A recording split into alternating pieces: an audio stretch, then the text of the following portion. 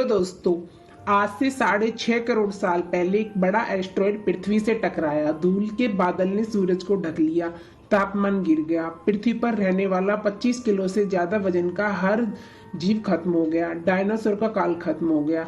Dinosaur का अंत एक नई प्रजाति के लिए सुनहरा अवसर लेकर आया। यह प्रजाति थी मेमल्स की। मेमल्स यानी स्तनधारी जीव। इन्होंने खुद को इस महाविनाश से बचा लिया था।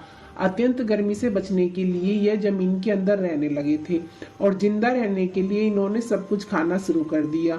इतने बड़े महाप्रलय के बाद धरती फिर से सामान्य होने लगी थी। सतह पर फिर से नए पेड़ पौधे उगने लगे थे और धरती पर जो 5% जीव बच गए थे उन्हें अडेप्टिव रेडिएशन की प्रक्रिया की वजह से बहुत सारी नई प्रजातियां जन्म लेने लगी।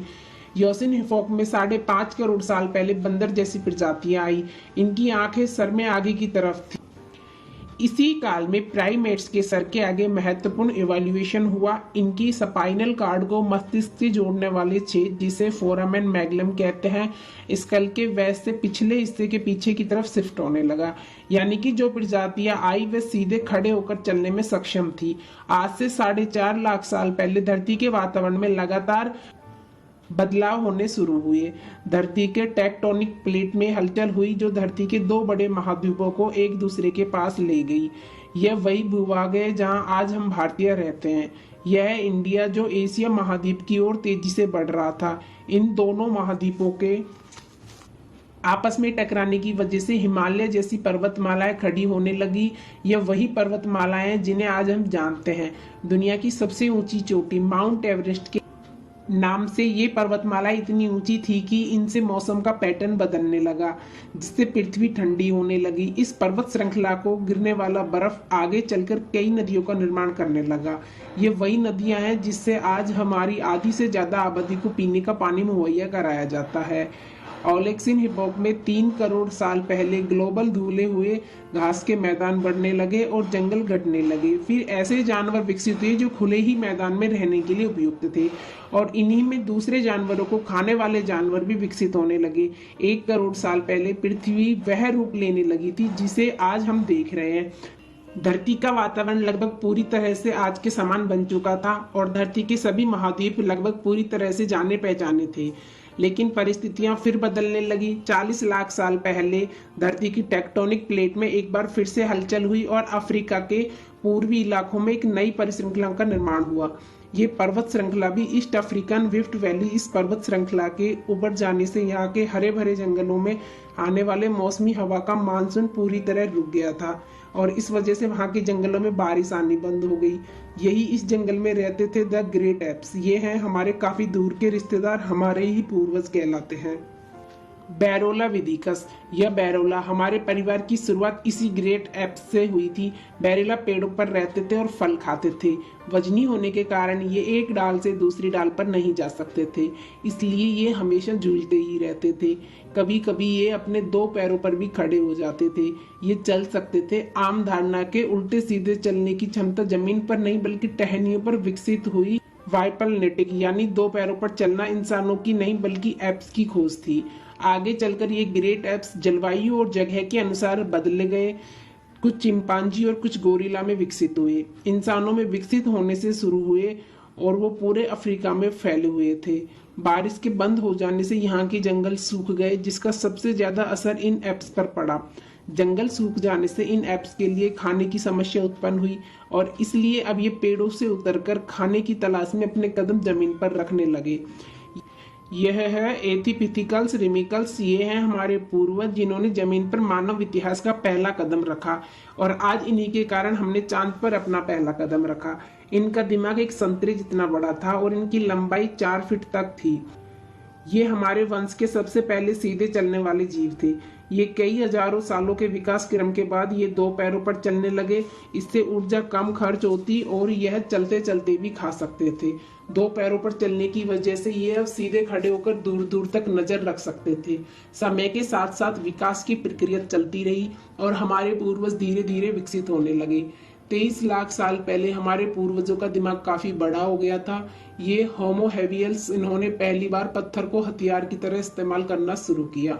जैसे ही इस मामूली से पत्थर पर धारदार किनारा बना, हमारे पूर्वजों के पास एक हथौड़ा आ गया। हमारे पूर्वजों को काटने के लिए हथियार मिल गया, जिसे वे हजारों ऐसे काम कर सकते थे जो वो पहले नहीं कर पाते थे। पत्थर के इस्तेमाल ने अंगूठे और उंगलियों को मजबूती दी, जिससे हम और अधिक कुशल तरीके से इनका इस्तेमाल कर। समय के बीतने के साथ ही हमारे पूर्वज जब समूह में अन्य जानवरों का शिकार करने लगे थे। ये थे होमो इरेक्ट्स, जो अन्य जानवरों से ज्यादा होशियार थे।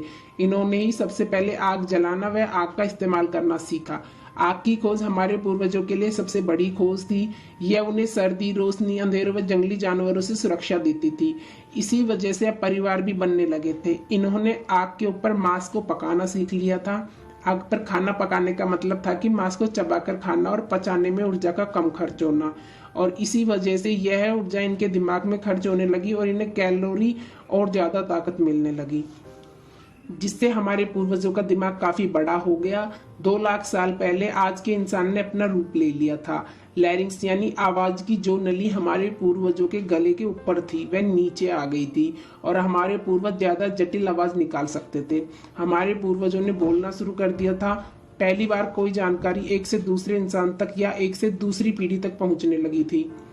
यही वह आखिरी विकास का रंग था जिसके बाद विकसित होकर हम बने। हम होमो चैंपियंस 1 लाख साल पहले इंसान कहीं भी जा सकता था। हमारे पूर्वजों के पास फुर्तीले हाथ और प्राचीन हथियार थे। हम बात कर सकते थे, अपने आप को काबू में रख सकते थे। अब हम अपने अफ्रीकन घर को और बड़ा कर सकते थे। महाद्वीप और कॉन्टिनेंट खिसके तो अफ्रीका और यूरेशिया जुड़ गए। उससे बनी बहुत बड़ी जमीन जिसका नाम था अफ्रो यूरेशिया। इंसानों के दूर दूर जाने से बहुत बड़ा बदलाव आया। अब हम एक महाद्वीप से दूसरे महाद्वीप में रहने लगे। इसकी वजह से हम उन चीजों से बचे हुए थे जिसकी वजह से वानरों के मुकाबले दूसरे बड़े स्तनधारी हमेशा के लिए खत्म हो गए। करीब 50,000 साल पहले आइस एज शुरू हो गया। नॉर्थ कोरिया से आगे बढ़ने लगा। उसके बाद इंसान चाइना और ऑस्ट्रेलिया तक पहुंच गया था। 30,000 साल पहले इंसान पहली बार यूरोप पहुंच गए जब बर्फ अपने चरम पर थी। तब इंसान अपनी खोज में नॉर्थ ईस्ट साइबेरिया के बर्फीले तांडों तक पहुंच गया। आइस एज के इतने कठिन दौर में भी इंसान हर उस हुनर का विकास कर रहा था जिससे कि वह सच्चे मायने में इंसान बन सके। हमारे पूर्वजों ने खुद को उस माहौल में डाल लिया था और ज्यादा समझदार होने लगे। और उसके बाद हमारे पूर्वजों ने पूरी दुनिया में अपनी बस्तियां बसा ली। समुद्र किनारों से पहाड़ चोटियों तक, हरे भरे मैदानों से लेकर बर्फीले इलाकों तक हर जगह इंसान थे। हमारी हुलिया, त्वचा, बाल और आकार जलवायु और जगह के अनुसार बदलने लगा। हमारे पूर्वजों ने अपनी आवश्यकता के हेतु खेती शुरू की और जानवरों को पालना शुरू कर दिया। हमारे पूर्वजों ने कस्बों और शहरों का निर्माण शुरू किया। उसके बाद हमारी सभ्यता और संस्कृति का जन्म हुआ। उसके बाद हमने विज्ञान और गणित का इस्तेमाल शुरू किया, जिससे हमें भविष्य में जाने के लिए ऊर्जा और तकनीकी मिली। यह है हमारा समय पूरी तरह विकसित हो गया था। हमारे जैसा इस धरती पर अब कोई जीव नहीं था। आज हम जानते हैं कि हम कौन है, कहाँ से आए हैं, लेकिन यह तो बस एक शुरुआत है। अभी हमारा सफर खत्म नहीं हुआ है। हमें अभी और आगे जाना है, आने वाली चुनौतियों का सामना करना है और खुद को और विकसित और आधुनिक बनाना है।